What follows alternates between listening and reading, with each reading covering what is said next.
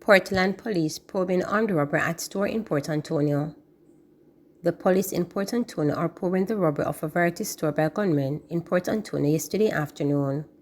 The brazen daylight robbery, which happened during peak of hours when the shopping village was flooded by students and shoppers, has left persons on edge, as the usually peaceful parish is not accustomed to armed criminals. It is reported that around 3 p.m., 3 men went to the shopping village located at St. George Street, which saw 2 of them entering the mini-mobile store, while the third remained outside. The store sells a variety of items including cell phones, jewelry, perfume, and cosmetics. The 2 men reportedly pulled handguns on the worker and demanded money. The worker complied and the gunmen then fled the store, along with their accomplice. The police were called to the scene. Pregnant spouse accused of smuggling contraband to paralegal murder suspect to return to court on Thursday.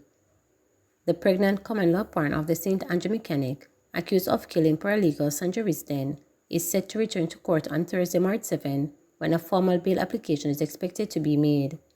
The woman, who is 6 months pregnant, is charged with introducing contraband to a lockup and unlawful possession of property. She was arrested allegedly during an attempt to smuggle contraband to her spouse in police custody last month. She appeared before Senior Parish Judge Paula Blake Powell at the Corporate Area Parish Court on Tuesday. She was remanded until her next court appearance. It is reported that the woman brought food for her partner, while a routine check of the container revealed a second container, which included contraband such as lighters, marijuana, Whistler packs, and cellular phones. Her partner, 30-year-old O.J. Russell, otherwise called Jared Stunt, is being charged with murder, assault at common law, possession of a prohibited weapon, and unauthorized possession of ammunition. Reports from the Constant Spring Police are that about 7:05 a.m. on Thursday, January 18, Risden, 63, was driving along the roadway when Russell and another man drove up on a motorcycle and opened gunfire, killing her. An off-duty officer pursued the hitman, prompting one of the men to point the gun at him before escaping in the area. Petrojam assessing damage for refinery fire.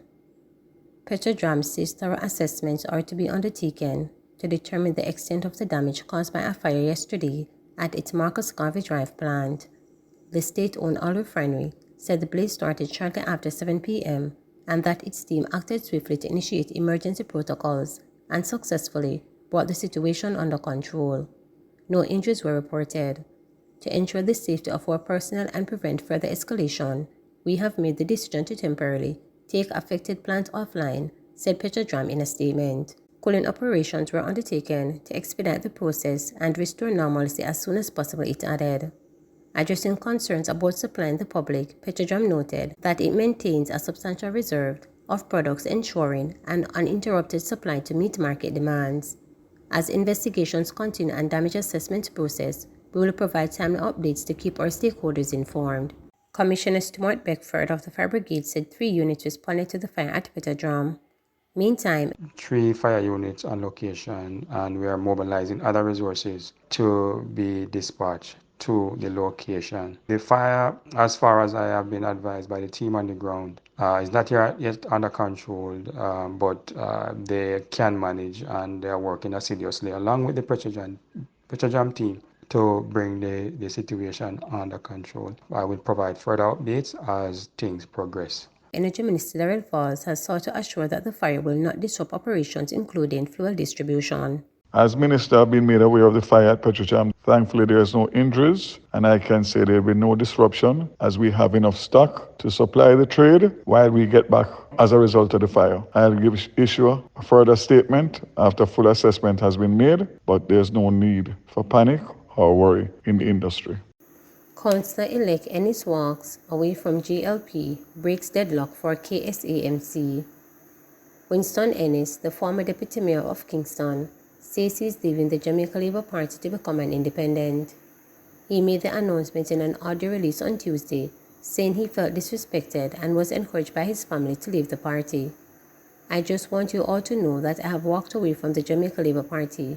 I have to protect my dignity, I have to protect my values, and have to protect my family. Ennis, who recently won the re-election as councillor for the Waterloo Division in St. Andrew North Central. The way I have been treated and disrespected, I am no longer having any more of it, and I have walked away, so officially I am an independent candidate, he outlined.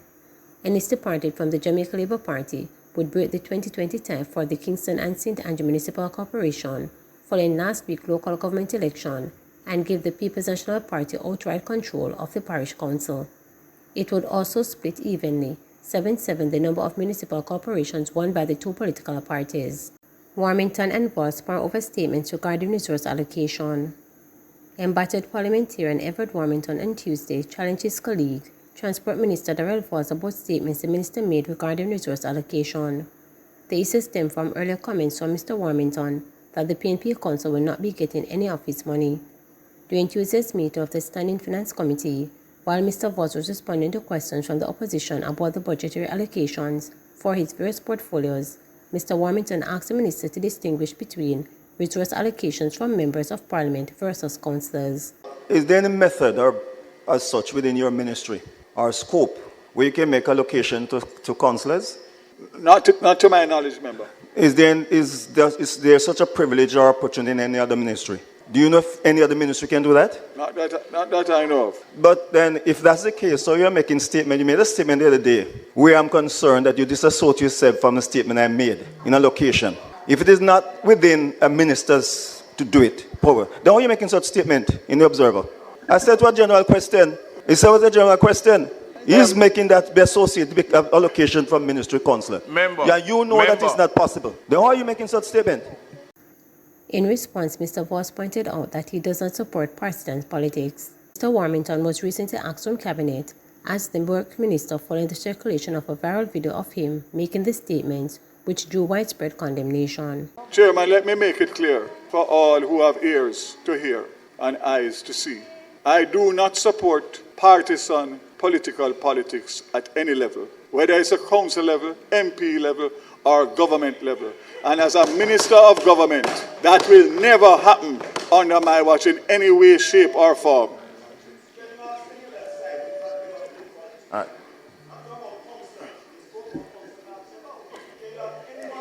That is beyond my pay grade.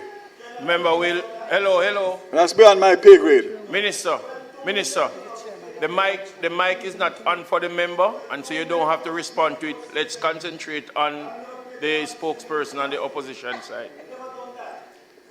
Member Paulwell. Member Paulwell, you have the floor. Yes. Doesn't seem like you have learned anything. Government taking steps to reduce NWC's energy bill. The government will be embarking on a series of initiatives, including infrastructural upgrades, aimed at reducing the energy consumption of the National Water Commission, NWC. Minister without portfolio in the Ministry of Economic Growth and Job Creation, Senator Matty Samuda, who highlighted the significant impact of energy costs on the entity, indicated that one of the key initiatives is the installation of a floating solar system over the Mona Reservoir in St. Andrew. This system is to be installed at a cost at approximately $600 million US, will produce 45 megawatts of clean energy, which is expected to save the NWC approximately $1 billion per year. That which no doubt be reinvested into systems right across the length and breadth of Jamaica, Senator Matthews stated. He was addressing the recent groundbreaking ceremony for the $60 million Minard Well replacement project in Minard, St. Anne. Minister Samuda said the NWC is the single largest user of energy in Jamaica, noting that the entity expensed upward of 30% of its total revenue on this provision. So that investment process starts because we have committed to the country that we're going to bring down the energy bill through reduction of energy usage, he pointed out. Senator Samuda also outlined plans to replace more than 36 of the NWC's oldest and most efficient pumps and undertake the necessary rewiring and maintenance work. This engagement, costing $904 million, aims to enhance the efficiency and reliability of the entity's pump systems, he further stated. We have committed that we're going to increase our supply of water to ensure that NWC moves from supplying 75% of Jamaicans' waters to 90%, Senator Matthew indicated. He further pointed out that the remaining 10% would be provided through systems management by the municipal corporations. Minister Samuda noted that the government's efforts to address NWC high energy costs are part of the broader strategy to enhance Jamaica's infrastructure and support economic growth. Please remember, to subscribe, like, share, and click the notification bell for daily updates.